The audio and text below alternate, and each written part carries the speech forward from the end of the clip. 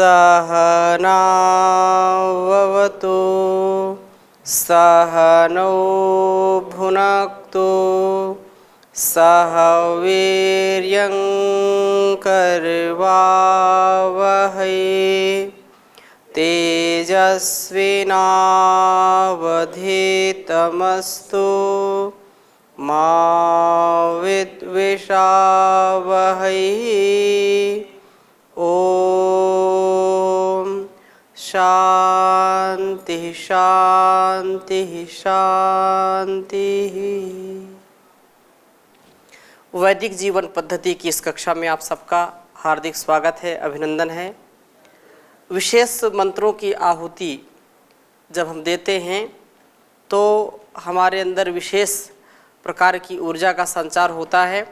तो बृहद यज्ञ विधि में इन मंत्रों का हम स्वाध्याय कर रहे हैं और यह जो 12 आज्ञा आहुति मंत्र हैं जिनमें हमने पहले मंत्र का स्वाध्याय कर लिया था। ओम भूर्भुवः स्वः अग्न आयुंषि पवसा आ सुवोर्जमिषं च नः आरे बाधस्व दुच्छुनाम स्वाहा इदम अग्नये पवमानाय इदं नमः। जो हमारे सब प्रकार के बाधाओं को दूर करता है, हमारे सारे दुर्गुण दुर्व्यसनों को, दुर्विचारों को जो दूर करता है, वह परमपिता परमेश्वर पवित्र करने वाला है। इसलिए कहा कि हे प्राणों के समान प्रिय, सब दुखों के नाशक, सबके प्रकाशक, आप कृपा करके हम सबके जीवन को पवित्र कर दीजिए। यहाँ पर रामचरण जी पूछ रहे थे कि ये जो न शब्द आया है तो न नहीं नह माने हमारा या हमारे लिए, हम सबके तन और मन को पवित्र कर दे वो परमात्मा। ऐसा यहाँ पर एक साधक प्रार्थना कर रहा है, उस परमात्मा से प्रार्थना कर रहा है। और यदि जैसे कुछ लोग मंत्रोच्चारण ठीक नहीं कर पाते, धीमहि धियो यो न प्रचोदयात् ऐसा बोल देते हैं।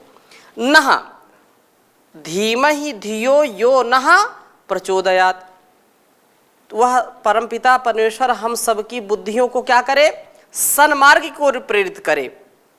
और ना कहेंगे तो ना प्रेरित ना करे, बुद्धियों को सन्मार्ग की ओर प्रेरित ना करे, उनको उधर की ओर जो है अग्रसर ना करे, तो ना से विपरीत अर्थ हो जाएगा। तो भाव अच्छा होना चाहिए, लेकिन यदि वो जानता है, व्याकरण जानता है, तो उसको तो दोष लगेगा। जितना जो जानता है उसको उतना दोष लगता है, किसी भी स्थिति में हो। तो व्याकरण इसीलिए तो पहले उसको हमको आत्मसात करना चाहिए। अस्तु, तो आगे की चर्चा हम आरंभ करें। कोई प्रश्न किसी का हो तो विपिन जी? ठीक है, तो फिर आगे के मंत्र को हम ले रहे हैं। और यह ओम भूर्भुवः स्वः अग्नि ऋषि पवमान पांचजन्य, बहुत ही ये अच्छे मंत्र हैं। ये सब मंत्र हमारे लिए, हमारे जो है पोषण के लिए हैं।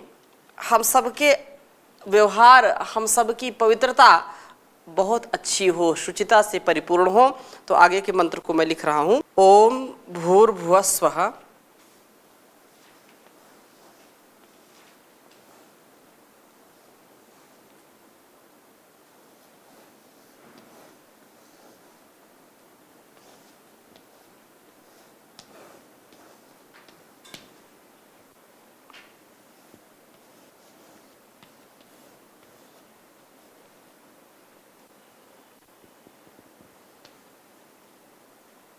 अग्नि ऋषि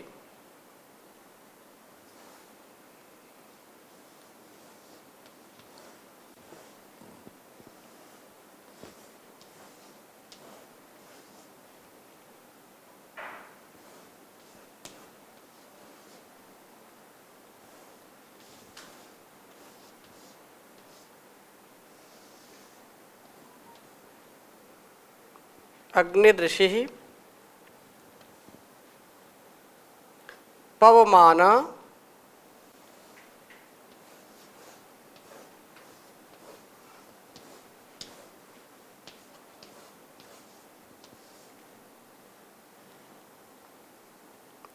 पांचजन्यः पुरोहितः।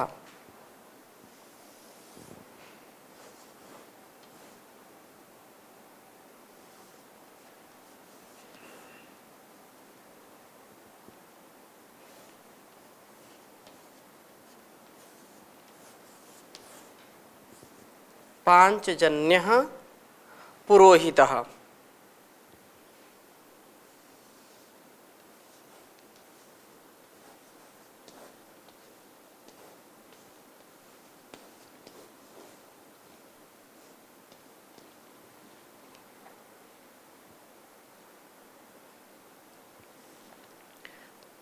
तमीमहे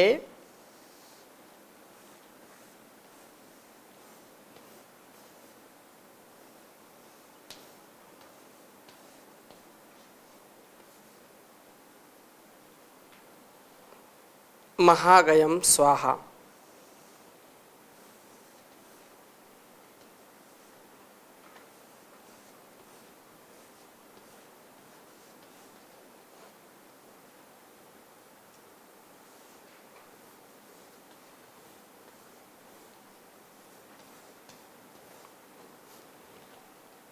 इदम अग्नये पवमानाय, वही इसमें टेक चलेगी।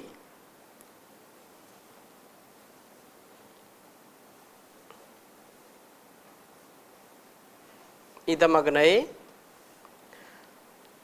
पवमानाय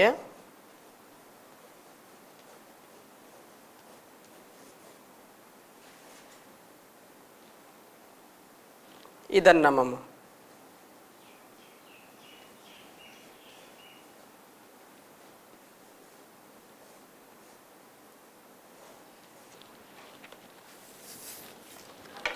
उच्चारण करेंगे। ओम भूर्भुवः स्वः अग्निर्ऋषिः पवमान पांचजन्यः पुरोहितः तमीमहे महागयम स्वाहा। इदम अग्नये पवमानाय इदन्नमम। इस वेद मंत्र को इस प्रकार से हम समझने का प्रयास करेंगे कि वह जो परमपिता परमेश्वर है, जैसा कि बार बार वह जो महाव्याहृतियों का स्वरूप है, उनका जो भूर्भुवः स्वः, सबका जो प्रकाशक है, सबका प्राणों का भी प्राण है, प्राणों से भी प्रिय है, जानदाता है, पवित्र करने वाला है, क्योंकि अग्नि प्रकाशक है सबका। तो अग्नि ऋषि पवमाना, वह ऋषि जो जान देने वाला है।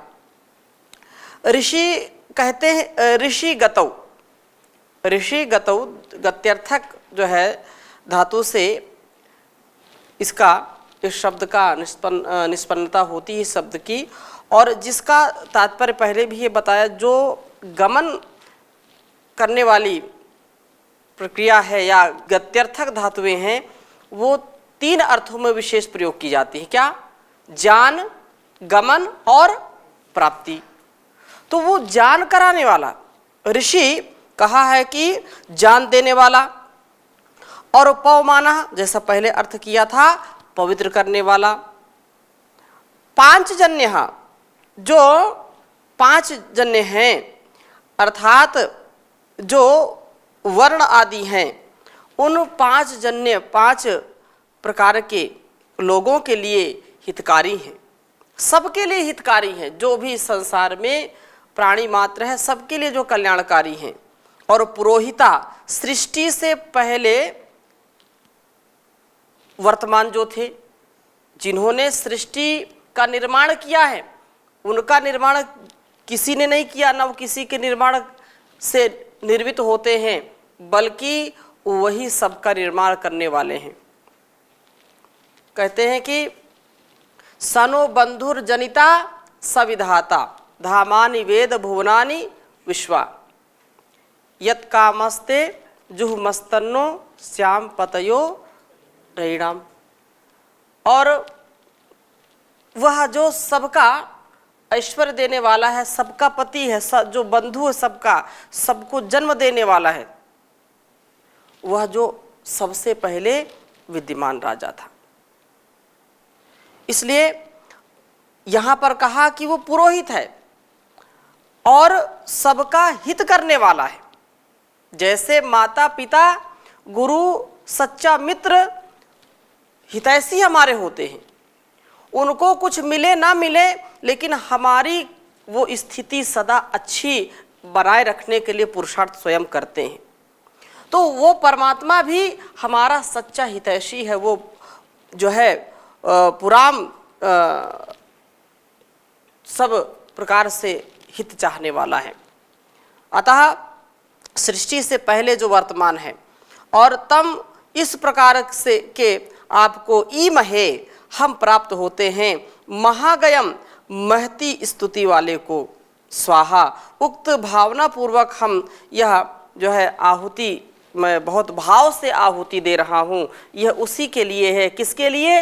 अग्नये पवमानाय। जो अग्नि है, जो प्रकाशक है, और पवमानाय सब में चतुर्थी विभक्ति है। अग्नये अग्नि के लिए, पवमानाय जो पवित्र करने वाला है, उस पवित्र करने वाले ईश्वर के लिए यह आहुति है, क्योंकि ये मेरा तो कुछ है ही नहीं, उस परमात्मा का सब कुछ दिया हुआ है। अतः यहाँ पर कहा कि हे सबके प्रकाशक ज्ञानदाता परमेश्वर, पवित्र करने वाले प्रभो, आप सृष्टि की रचना से पूर्व में वर्तमान हो। सभी के लिए, ब्राह्मण, क्षत्रिय, वैश्य, शूद्र, म्लेच्छ, जितने भी संसार में प्राणी हैं, मनुष्येतर भी, उन सब के लिए कल्याणकारी हो, मनुष्य मात्र के लिए हितकारी हो। हम महती स्तुति योग्य आपकी शरण में प्राप्त होते हैं, आप हमारी रक्षा करो। इसी भावना से मैं यह आहुति दे रहा हूँ। यह भाव जो जैसा कि पहले मंत्र में भी इसी भाव को प्रकट किया था कि वह परमात्मा जो सब प्रकार की ऊर्जा का देने वाला, यही तो पहले मंत्र में कहा था।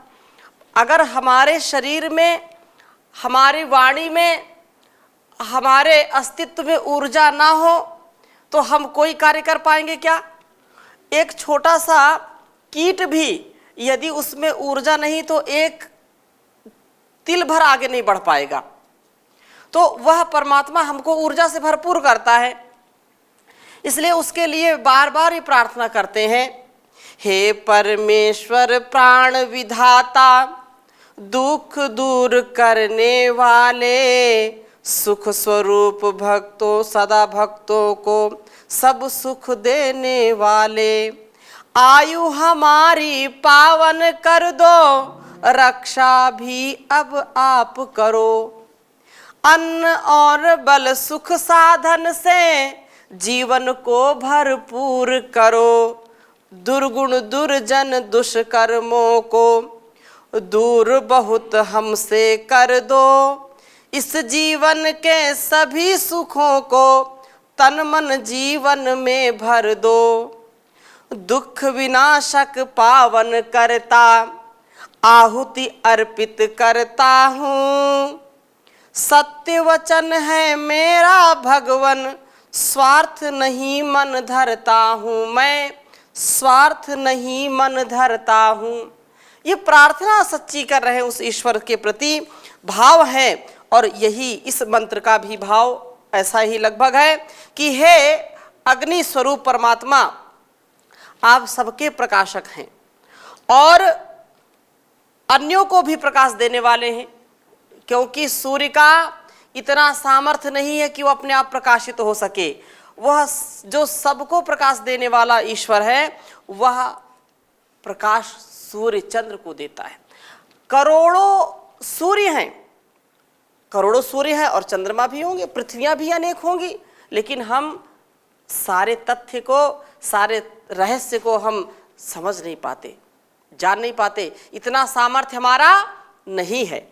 इसलिए यहाँ पर कहा कि आप चारों वर्ण तथा इन सब बाहर जनों अर्थात सभी के पालन करने वाले हैं। आप सभी के कल्याण करता हैं। हे प्राण, प्राणों के प्राण भी महाप्राण, आप हमको प्राप्त होकर के यह जीवन धन्य कर दीजिए, यह जीवन हमारा सृष्टि और जो है व्यष्टि से समष्टि के काम में आ सके। यह आहुति मैं बड़ी श्रद्धा पूर्वक आपको समर्पित करता हूँ, ये मेरे लिए नहीं है। यह जो कहा कि ऋषि सब के सूक्ष्म दृष्टा और सर्वव्यापक। ऋषि किसको बोलते हैं? जो सर्वव्यापक है और सूक्ष्म है। और ऋषियों का भी यही भाव होता है, सूक्ष्म चीज़ों को भी वो पकड़ करके उसको उपयोग में लेते थे अपने जीवन को दिव्य बनाने के लिए। और पवमाना है, जो पवमाना है पवित्र करने वाला, पांच जन्य, पांचों वर्णों, पांचों इंद्रियों को शुभ कर्मों में लगाने वाला है। ये हमारी इंद्रियां हैं, ये बड़ी खतरनाक है। यदि हमने सहजता से इनको ले लिया और ये इनको ऐसे छोड़ दिया तो ये हमको पतन की ओर ले जाने वाली हैं। इंद्रियाणी जो है हमारी क्या है? ये शत्रु हैं और यही मित्र भी हैं। तान्यो मित्राणी जितानी यानी, ये एक एक दृष्टि, जैसे घड़ा भरा हुआ पानी का, घृत से भरा हुआ घड़ा है, दूध से भरा हुआ घड़ा है और बिल्कुल सुरक्षित है। यदि उसमें थोड़ा सा कहीं बाल के भी जैसा सुराख हो जाए तो कितना भी अमृत से भरा घड़ा हो, वह अमृत किसी काम का नहीं। क्यों? क्योंकि वो रस रहा है, एक एक बूंद वो नीचे गिर रहा है और एक समय ऐसा आएगा कि वो बिल्कुल कुछ भी उसमें नहीं बचेगा।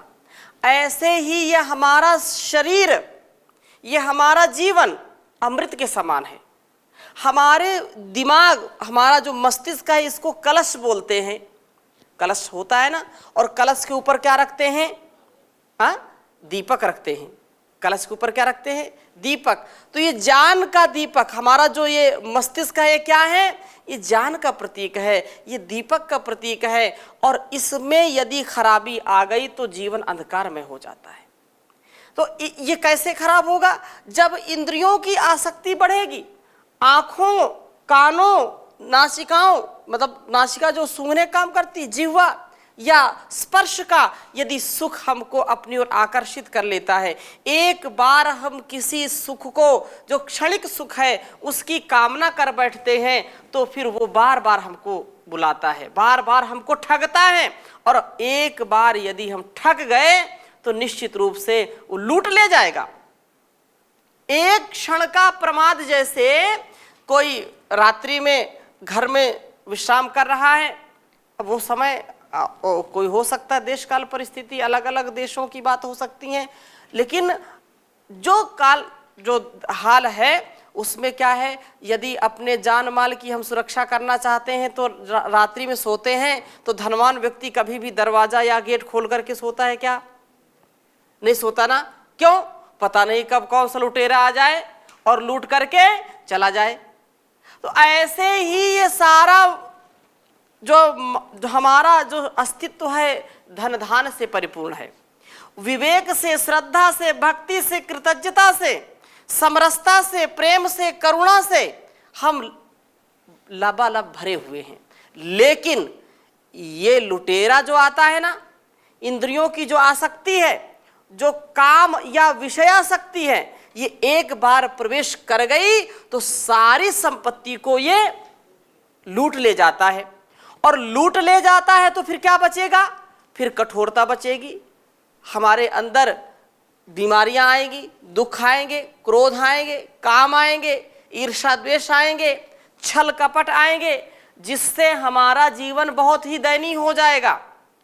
जैसे घर का सारा माल, सैकड़ों या जो है वर्षों की पूंजी एक क्षण में लूट ले जाते हैं लुटेरे, वैसे ही एक क्षण का प्रमाद हमारे ब्रह्मचर्य को नष्ट कर देता है, हमारे तप को नष्ट कर देता है, वर्षों की तपस्या को एक क्षण में धराशायी कर देता है। तो हम भटके नहीं, हम भूले नहीं, इसलिए ही प्रार्थना कर रहे हैं कि आप सबके रक्षक हैं। चारों, कोई भी वर्ण हो, कोई भी व्यक्ति हो, उस सब की रक्षा करने वाला परमात्मा सबका पालन करने वाला है। और वह पवित्र करने वाला है। इसलिए कहा कि पांचों वर्णों, पांचों इंद्रियों को जो है शुभ कर्मों में लगाने वाला है, अथवा पंच महाभूत पृथ्वी, अग्नि, जल, वायु और आकाश को अपने नियम में चलाने वाला है, नियमन उनका करता है। हमको बहुत सूक्ष्मता से इन बातों को ध्यान में रखना चाहिए कि कोई भी पदार्थ जो परमात्मा ने बनाई है वो कभी भी अतिक्रमण नहीं करती। हम भी ऐसा ही जीवन में जीने का प्रयास करें। मिट्टी में यदि आपने कोई बीज डाला है और उसको वैसा वातावरण दिया है, जल भी दिया है, खाद पानी दिया, जो भी, तो वो निश्चित रूप से अंकुरित होगा ही होगा। ये नियम है, ये नियम है। ऐसे ही हमारी जो ये इंद्रियां हैं ना, इंद्रियों में यदि एक बार आसक्ति आई, एक बार यदि कुविचार आया, तो वो अंकुरण उसका होगा ही होगा और वो एक दिन वृक्ष बन करके तैयार होगा। तो फिर चाहे बबूल का वृक्ष हुआ हो या आम का वृक्ष हुआ हो, फल आपको खाने पड़ेंगे। निर्णय आपको करना है कि कैसे बीज हमको बोने हैं, क्योंकि वो काम कर रहा है। परमात्मा अपना काम कर रहा है, अपने नियमों को वो बहुत अच्छी प्रकार से चलाने का सामर्थ्य रखने वाला है। उसका नियम कभी भी फेल नहीं होता है। यहाँ तो हो सकता है कि फेल हो जाए, लेकिन उसका नियम कभी भी फेल नहीं होता। इसलिए कहा कि वह पुरोहित है, समस्त संसार का हित करने वाला है, अथवा मनुष्यों के द्वारा एकमात्र उपासनीय है। वो पुरोहित है, सबका हित चाहता है, और महागयम, महान ऐश्वर्य को देने वाला है। वो महान, उससे बड़ा ऐश्वर्य कोई दे ही नहीं सकता। अरे जब एक जो है पिता अपने उम्र भर कमाता है, पूरे जीवन भर एक बहुत धन संपत्ति एकत्रित कर लेता है, तो उसके बेटे जब निकलते हैं, पुत्र निकलते हैं, तो लगता है ये तो, और फिर किसी ऐसे राजसी घराने में किसी का जन्म हो गया हो, तब तो उस ठाठ ही उसके क्या है, बिल्कुल वो अकड़ करके चलता है कि मेरे पिता ये हैं। अरे जो सब पिताओं का भी पिता है, उसकी हम संतानें हैं, तो सारा ऐश्वर्य तो वही देने वाला है। जैसे कोई लखपति, करोड़पति या अरबपति बाप की संतान होती है तो उसको बड़ा घमंड होता है। अरे उस परमात्मा को हम अपना पिता, जो सबका, त्वम ही ना पिता त्वमेव माता चा पिता त्वमेव, ऐसा हम बोलते हैं, तो ऐसा जीने का प्रयास करें। जब ऐसा हम प्रयास करेंगे तो वह जगत पिता सारे संसार का ऐश्वर्य हमको दे देगा। जैसे हम कहते हैं ना कि ये पिता की जागीर है क्या, तो पिता की जागीर तो है ही है, हम उसके सच्चे वारिस हैं, हम उसके सच्चे वारिस हैं, तो हम ये भाव तो रखें अपने मन में।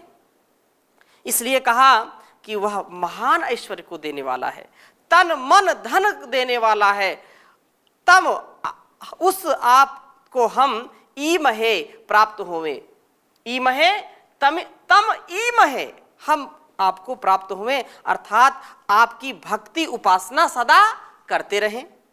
स्वाहा, मेरा यह कथन सत्य होवे, इदम यह आहुति अग्ने, दुर्गुण को नाश करने वाले जो आप प्रकाश स्वरूप परमात्मा हैं, पवमानाय सर्वस्व पवित्र करने वाले परमात्मा आपके लिए ही है। इदन्नमम, ये मेरे लिए नहीं है, ऐसी भावना से ये वेद मंत्र हम बोले और ऐसे जीने का प्रयास करें। इसलिए कहा, हे परमेश्वर प्राण विधाता, दुख दूर करने वाले, सुख स्वरूप सभी भक्तों को सब सुख के देने वाले, हे अग्ने है सबके दृष्टा, जग पावन करने वाले, पंच अंग महाभूतों से सबका हित करने वाले, दुख विनाशक पावन करता, आहुति अर्पित करता